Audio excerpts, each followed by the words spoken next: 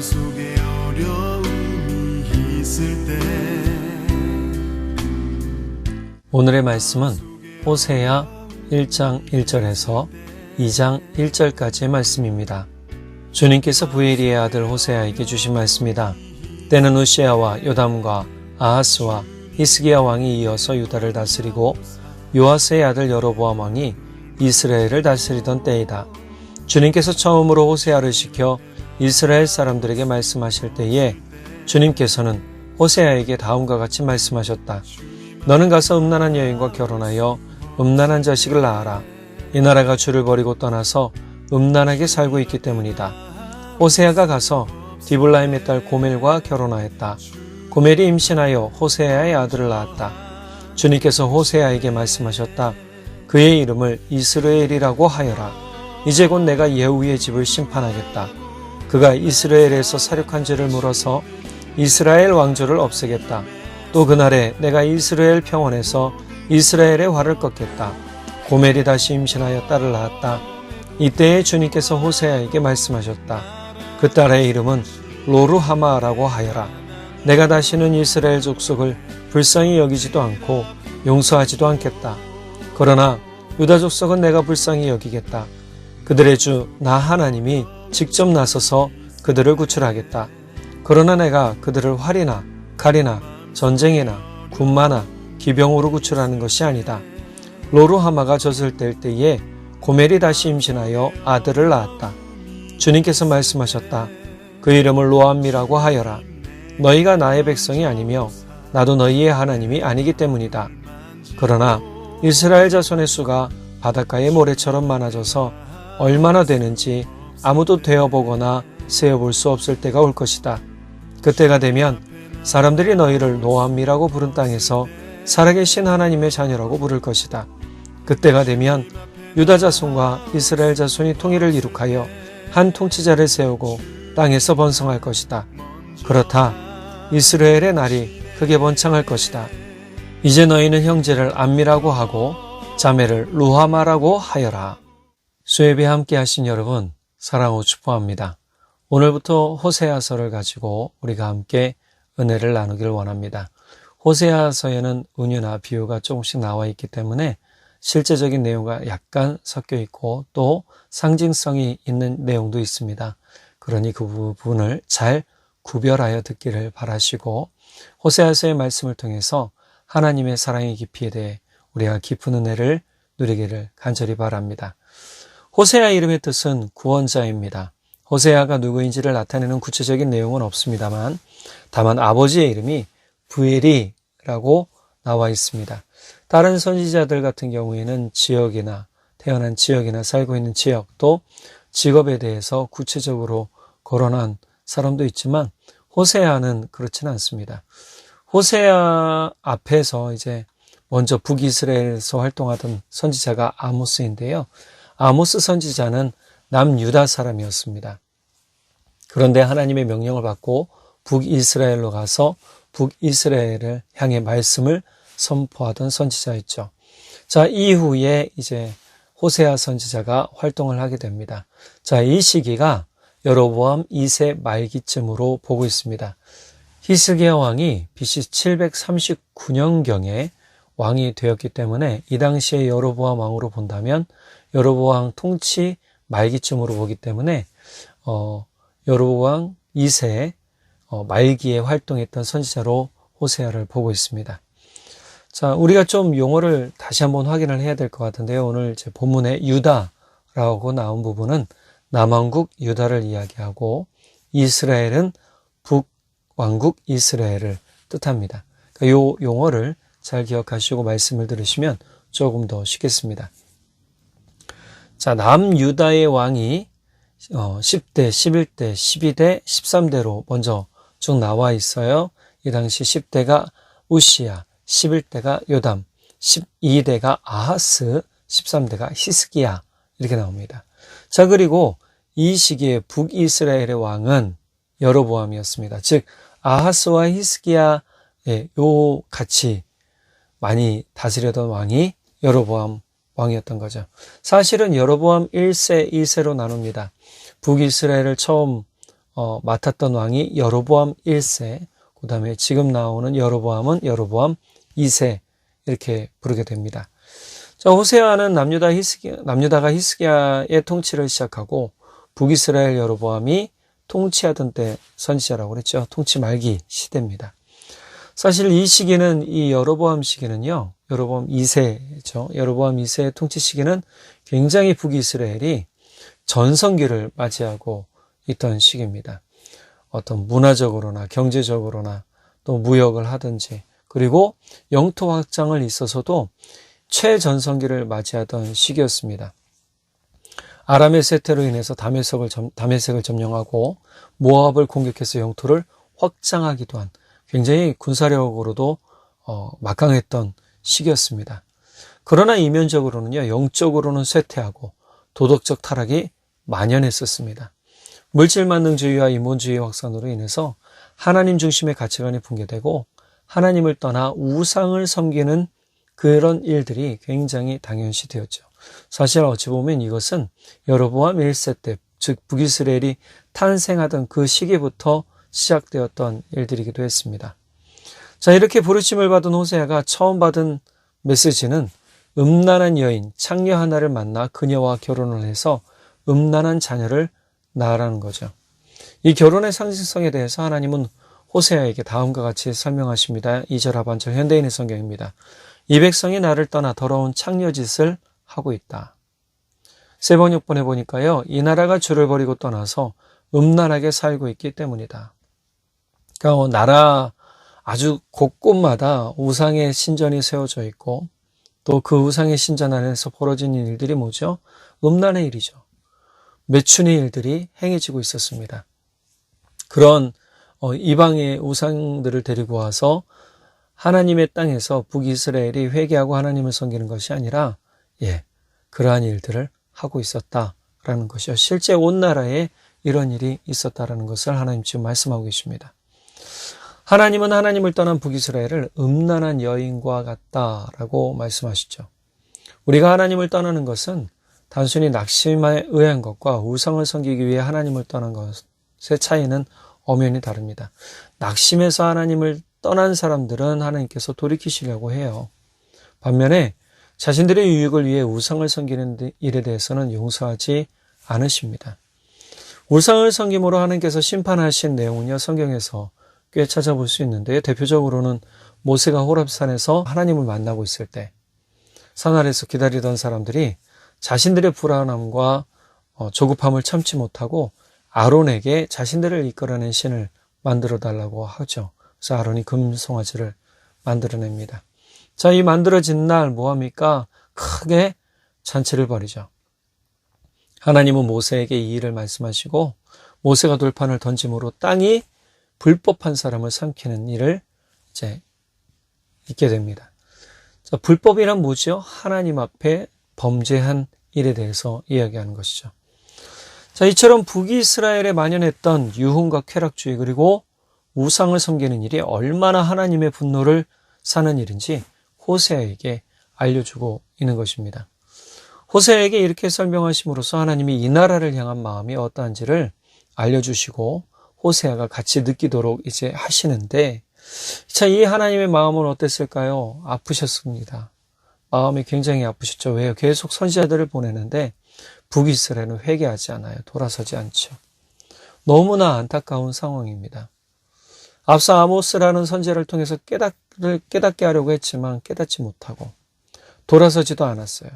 이후로 호세아를 하나님께서 부르셔서 역시 마찬가지로 그렇게 하시지만 변치 않을 것 같아서 하나님은 호세아에게 하나님의 마음을 경험케 하시고 선포하는 말씀을 통해서 하나님의 마음을 알려주세요. 우리가 하나님을 떠나는 일이 별로 대수롭게 생각되지 않을 때가 있습니다. 왜 그럴까요? 내가 하나님을 깊이 경험하지 못하면 그럴 수 있습니다. 하나님을 경험하면 경험할수록 사실 우리는 떠나는 일이 힘들어요. 사실 떠날 수가 없게 되죠. 그러나 이 순간 어떻게 해요? 많은 사람들이 하나님의 사랑 가운데 돌아올 것을 이야기하세요. 나중에. 이것은 하나님께서 뭐하고 계시기 때문이죠? 여전히 사랑하시고 계시기 때문이죠. 호세아 3장 1절에 보면 현대인의 성경 번역본입니다. 여호와께서 나에게 말씀하셨다. 너는 다시 가서 가늠한 내 아내를 사랑하라. 이스라엘 백성이 다른 신을 섬기고 우상에게 제물로 드리는 건포도빵을 즐겨도 나 여호와가 여전히 그들을 사랑하는 것처럼 너도 내 아내를 사랑하라. 하나님은 호세아 3장 1절에서 아내를 찾아오라고 호세아에게 명령하시잖아요. 자, 이런 명령을 하시면서 하나님께서 여전히 뭐하고 계시다는 거죠? 여전히 불법하고 하나님을 따르지 않고 우상의 건포도를 즐기는 이들이라 할지라도 나는 여전히 그들을 사랑한다라고 얘기를 하시잖아요. 하나님께서는요, 하나님과 북이스라엘의 관계를 부모와 같은 모습으로 알려주고 계시는 거예요. 예, 떠나간 아내를 찾으려는 남편의 모습으로 이야기를 하시는 것이죠. 이것은 여전히 유효한 사랑의 계약을 실천하시려는 하나님의 모습인 겁니다. 그런데 놀랍게도 호세아는요, 앞서 1장에서 말씀 들었던 것처럼 하나님께서 명령하신 음란한 여인을 데려다가 아내로 삼으라는 말을 듣고 어떻게 합니까? 그대로 합니다. 음란한 여인이란 창녀를 이야기하는 것입니다. 현대인의 성경에 창녀로 나왔죠. 창녀인 여인을 데리고 와서 아내로 삼는데 그 여인이 누구냐? 고멜이라는 여자입니다. 이 고멜이라는 여자를 통해서 3명의 자녀를 낳는데 아들 둘에 딸 하나를 낳습니다. 첫째 아들의 이름은 이스르엘입니다. 그 이름을 짓게 하신 이유를 하나님은 이렇게 설명하십니다. 4절 하반절과 5절입니다. 현대인 성경입니다. 이스라엘에서 있었던 대학살 사건에 대하여 내가 곧 예후의 집안을 벌하여 예후 왕조를 없애버리겠다.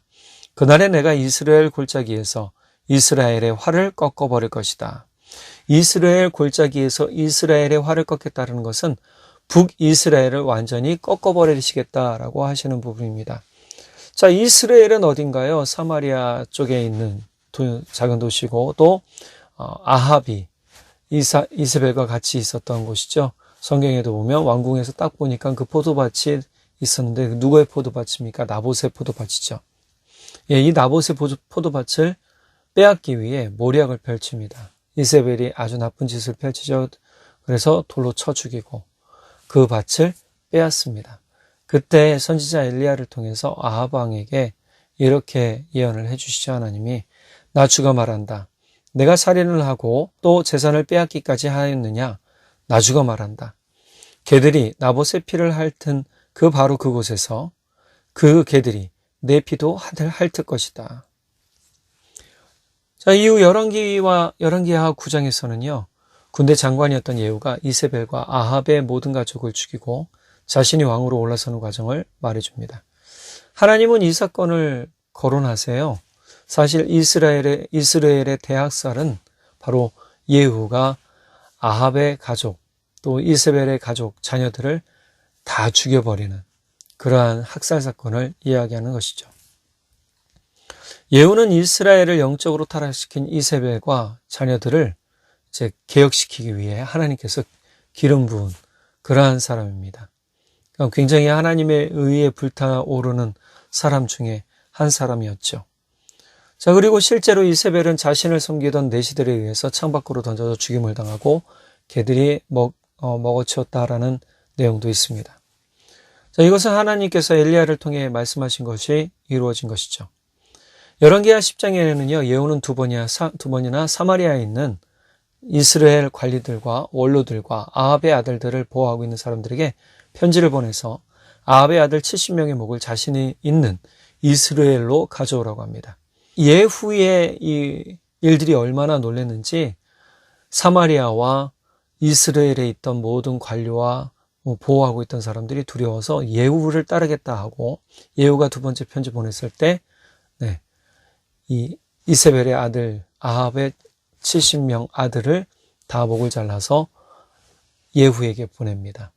예후는 이스라엘 성읍 어귀에 두 개의 두뭉치로 머리를 나누어서 걸어버리죠. 열왕기하 10장 11절 세 번역본입니다. 예후는 이스라엘에 남아있는 아합 가문에 속한 사람들을 모두 쳐 죽였다. 또 아합 가문의 관리들과 친지들과 제사장들을 하나도 남기지 않고 모두 죽였다. 자, 이것뿐만이 아닙니다. 사마리아에 있는 바알의 신당을 가서요, 마치 바알에게 제사를 드릴 것처럼 이렇게 속여서 바알의 모든 제사장들을 다 불러오게 합니다. 바알 신당에. 그리고 제사를 드리게 하죠. 80명의 병사를 숨겨서 다 죽이도록 명령을 합니다. 자, 죽이도록 하는데 만약에 한 사람이라도 놓치면 죽인 사람이 대신 죽을 것이다라고 엄포까지 하죠. 자, 이런 일을 통해서 완전히 바알 산당을 다 청소를 해버립니다. 그리고 바알 산당에 있던 성소에 있던 모든 우상들을 끌어내서 불태워버리죠. 자, 이후로 예후는 왕이 되어서 28년 동안 이스라엘을 다스립니다. 하지만 예후도 완전하게 북이스라엘을 정화시키지는 못했습니다. 29절 31절에는 예후가 어떠한 실수를 했는지를 알려주고 있어요. 그러나 예후는 베델과 단에 세운 금송아지를 섬겨 이스라엘로 하여금 죄를 짓게 한 느밧의 아들 여로보암의 죄로부터 완전히 돌아서지는 못하였다. 하나님은요, 예후가 하나님을 향한 열심이 너무 지나친 것을 봤어요. 그래서 이 지나치다 못해서 결국 자신의 욕심을 채우려는 동기로 변하신 것도 보게 됩니다. 예후는 대학살과 잔혹한 일을 서슴없이 해버렸죠. 이러한 이유로 하나님은 예후의 왕조를 끊어버리실 것이라고 말씀하신 겁니다. 예후의 왕조는요, 여로보암 2세 이후 스가랴가 마지막 왕이 돼서 예후의 왕조는 끝이 나죠. 하나님을 향한 바른 마음, 온전한 마음을 하나님 찾고 계십니다. 우리가 하나님을 향해서 바른 마음을 가질 때 그 사람은 바로 복의 사람이 되는 것이죠. 마음을 다 기울이지 못했던 예후처럼 우리가 너무 엉뚱한 데 마음 쓰지 말고 온전히 하나님의 열심을 가지고 하나님의 일을 이루는 그런 사람들 되길 바랍니다. 두 번째로 두 번째 아이의 이름, 두 번째는 딸이니까요. 딸의 이름이 있습니다. 딸은 로루하마입니다. 로루하마. 자, 이 또한 하나님께서 그 의미를 알려주십니다. 6절 하반절에서 7절 세 번역뿐입니다. 내가 다시는 이스라엘 족속을 불쌍히 여기지도 않고 용서하지도 않겠다. 그러나 유다 족속은 내가 불쌍히 여기겠다. 그들의 주 나 하나님이 직접 나서서 그들을 구출하겠다. 그러나 내가 그들을 활이나 칼이나 전쟁이나 군마나 기병으로 구출하는 것이 아니다. 하나님께서는 이제 완전히 북이스라엘에 대해서 불쌍히 여기지도 않고 용서하지도 않겠다라고 하세요. 이 로루하마의 뜻이 뭔가요? 자비를 받지 못한 자, 긍휼을 얻지 못한 자입니다. 본문의 의미로 본다면 남유다는 하나님께서 불쌍히 여기시고 또 구출하시겠지만 북이스라엘은 불쌍히 여기지도 않으시고 구출하지도 않으시겠다라고 하는 부분이에요. 이 배경은 북이스라엘이 처음 세워질 때를 좀 생각해 보면 알 수 있습니다. 자, 여로보암 1세 때 북이스라엘이 세워지게 됩니다. 먼저 북이스라엘이 세워지고 여로보암 1세를 왕으로 이제 추대를 하죠. 자, 그런데 알다시피 하나님의 성전은 어디에 있었나요? 예루살렘에 있었습니다. 예배를 드리려면 어디로 가야 됩니까? 예루살렘으로 가야 했죠. 근데 예루살렘으로 가는 사람들이 돌아오지 않을 걱정을 여로보암은 하고 있었어요. 르호보암 밑으로 다시 들어갈까봐 여로보암이 어떻게 했냐면 그 부분을 완전히 차단시키는 일을 행합니다. 바로 베델과 단에 금송아지 2개를 만들어서 각각 만들고 너희의 신이 여기 있다 라고 얘기를 하는 것이죠. 너희를 이집트에서 구해주신 신이 여기에 계시다. 이게 마치 어디에 읽었죠? 네, 아까 우리가 조금 전에 읽었죠. 자, 이러한 부분입니다. 결국은 이렇게 우상을 섬기는 일로 시작을 해서 끝까지 하나님을 향해 돌아오지 않는 모습을 보여주게 되죠. 자, 어찌 보면 북이스라엘은요, 시작부터 잘못된 길을 가기 시작합니다. 그럼에도 하나님은 끊임없이 선지자를 세워서 북이스라엘을 회개시키려고 하고 하나님께로 돌아오게 하려 하십니다. 그러나 세워지는 왕마다 하나님을 따르지 않는 사람들이 세워지고요. 우상을 섬기는 일은 더욱 극심해지기 시작합니다. 어찌 보면 북이스라엘이 가장 번성했던 때에 하나님은 북이스라엘의 멸망을 예고하심으로써 그들을 향한 자비가 멈추신 것을 알려주시게 된 것이죠. 우리가 회개할 수 있는 시간들을 놓쳐서는 절대 안 됩니다. 그 시간을 놓치고 나면 하나님의 자비를 얻지 못하게 됩니다. 이 경우처럼 우리는 하나님 앞에 무릎 꿇고 하나님의 자비를 구하며 회개하고 하나님께 나아가 순종하는 삶을 살아야 합니다. 그러니까 이 기회를 절대 놓치지 마셔야 되는 거죠. 자, 셋째 아들의 이름은 로암입니다. 이 이름의 뜻은 내 백성이 아니다 입니다. 9절 하반절 새벽역본입니다. 너희가 나의 백성이 아니며 나도 너희의 하나님이 아니기 때문이다. 로암이라고 지어놓으시고 더 이상 너희는 내 백성도 아니고 나는 너희의 하나님이 아니다 라고 딱 선을 그어버리시죠. 하나님은 북이스라엘을 더 이상 하나님의 백성으로 여기지 않으시겠다라고 선포하십니다. 내 백성이 아니다 라는 것은요, 북이스라엘을 버리심을 뜻합니다. 이로써 북이스라엘에 대해 하나님께서 무관심하시고 완전히 돌아서신 것처럼 보여집니다. 사실 돌아서셨습니다. 실제로. 그러니까 BC 722년에 북이스라엘이 완전히 멸망을 하게 되죠. 그러나 반전이 있습니다. 하나님의 또 다른 반전의 약속은 무엇일까요? 바로 1장 10절에서 2장 1절까지의 말씀입니다. 같이 볼까요? 그러나 이스라엘 자손의 수가 바닷가의 모래처럼 많아져서 얼마나 되는지 아무도 되어보거나 세어볼 수 없을 때가 올 것이다. 그때가 되면 사람들이 너희를 로암이라고 부른 땅에서 살아계신 하나님의 자녀라고 부를 것이다. 그때가 되면 유다 자손과 이스라엘 자손이 통일을 이룩하여 한 통치자를 세우고 땅에서 번성할 것이다. 그렇다. 이스라엘의 날이 크게 번창할 것이다. 이제 너희는 형제를 암미라고 하고 자매를 루하마라고 하여라. 자, 이 반전의 약속 너무나 하나님 대단하지 않으신가요? 하나님은 그럼에도 하나님의 자녀였던 사람들을 포기하지 않고 계심을 보여주고 계신 거예요. 북이스라엘을 향한 하나님의 사랑은 북이스라엘 멸망에도 뭐예요? 그 자녀들을 향한 마음은 내가 여전히 가지고 있다라는 것이죠. 하나님은 선지자 호세아에게 하나님께서 아브라함과 이삭과 야곱에게 하셨던 약속의 말씀을 다시 기억하게 하세요. 하나님은 자신이 하신 약속을 반드시 지킬 것을 말씀하십니다. 로암이 내 백성이 아니다라고 했지만 어떻게 해요? 살아계신 하나님의 자녀로 사람들이 부를 것이다 라고 하잖아요.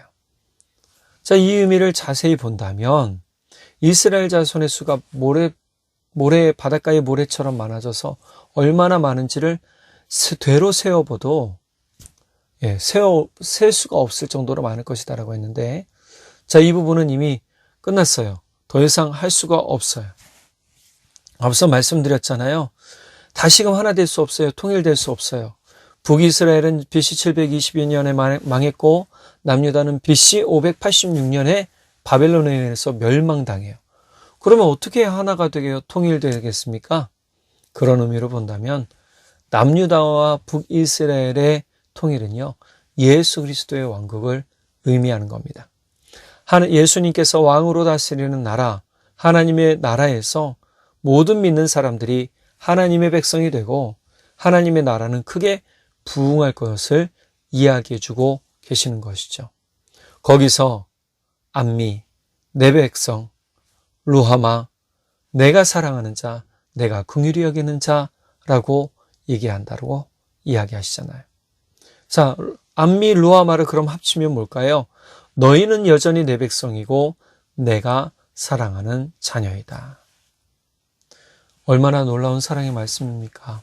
사실 호세아가 직접 결혼을 해서 고멜과 3명의 자식을 낳고 이러한 이름을 얻었을 때, 하나님이 진짜 나를 사랑하시는가라는 의미를 한번 되새겨 보았을 것 같아요.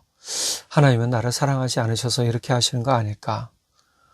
근데 하나님은 여전히 뭐 하셨느냐? 사랑하고 계시더라. 네, 나중에 이름을 바꾸시죠. 야곱을 이스라엘로 바꾸시듯 로루하마 또 루하미 이런 것을 암미와 루하마로 바꿔서 부정의 의미를 긍정의 의미로 다시금 세우시고 약속하시고 하나님의 확신 있는 약속을 불어넣어 주시죠. 하나님은 한번 하나님의 백성이 되었던 사람들을 절대로 버리지 않으세요.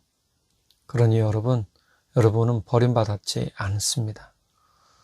여러분의 마음이 혹시 하나님을 향해서 멀어진 부분들이 있습니까? 하나님을 의심하고 하나님의 신뢰에 대해서 너무 좀 얕아진 그러한 삶입니까? 그렇다면 마음을 돌이키시기 바랍니다. 지금 우리가 고난받는 일들, 어려움을 당하는 일들이 하나님이 우리를 버리신 것이 아니라 도리어 이 고난의 일들을 통해서 하나님이 우리를 더욱 사랑하고 계심을 깨닫게 하시기 위함인 것을 알고 우리가 더욱 주의 사랑 안에 머무르는 그런 약속의 사람들 되기를 간절히 바랍니다. 기도하겠습니다. 사랑의 하나님 아버지 참 감사합니다. 우리 귀한 약속과 은혜 더하시고 소망도 해주셔서 너무너무 감사합니다. 암미와 로하마 오늘 주님은 우리를 향해 내 백성이라 말씀하시고 또 내가 긍휼히 여기는 자, 내가 사랑하는 자라고 말씀해 주시니 감사합니다. 우리가 주님 나라에서 주님과 함께 기쁨의 백성으로 자녀들로 있게 하시고 세상에서 아버지 우리가 주님의 왕국을 이루는 사람들 될 수 있도록 소망이 더 커지게 하나님 아버지 붙들어 주십시오. 우리의 마음이 흔들리지 않도록 주님 도와주시고 우리가 보여지거나 우리가 경험하는 것들이 전부가 아님을 깨닫게 해주십시오. 우리가 넉넉히 세상을 이겨가고 견디어가는 믿음이 있도록 성령 하나님 우리를 붙잡아 주시고 지혜를 더해 주십시오. 믿고 감사드리며 우리 주님 예수님의 이름으로 기도드렸습니다. 아멘. 여러분 추운 날씨 감기 조심하시고요. 주일날 기쁨으로 다시 뵙도록 하겠습니다. 사랑하고 축복합니다. 마음속에 어려움이 있을 때 마음속에 어려움이 있을 때 마음속에 어려움이 있을 때 주님 내게 먼저 오사 내 마음을 만지고 주님 앞에 나올 수 없을 때 주님 앞에 나올 수 없을 때 주님 앞에 나올 수 없을 때